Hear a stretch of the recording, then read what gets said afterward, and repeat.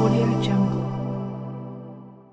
ఇందిరమ్మ ఇండ్ల కోసం దరఖాస్తు చేసుకునే వారి వివరాలు ఆన్లైన్లో లభ్యంగా లేనట్లయితే, ఆఫ్లైన్ విధానంలో సంబంధిత కార్యాలయాల్లో దరఖాస్తులు సమర్పించవచ్చని జిల్లా స్థానిక సంస్థల అదనపు కలెక్టర్, ఇందిరమ్మ ఇండ్ల నోడల్ అధికారి ఫైజాన్ అహ్మద్ ఒక ప్రకటనలో తెలిపారు.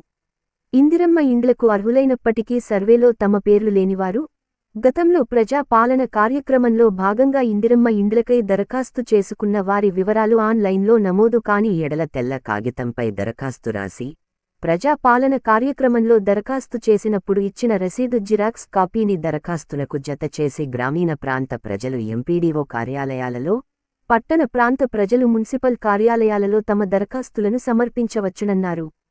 ఈ దరఖాస్తులను పరిశీలించి ఇందిరమ్మ ఇండ్ల సర్వే కొరకై పరిగణలోకి తీసుకుంటామని ఆ ప్రకటనలో తెలిపారు.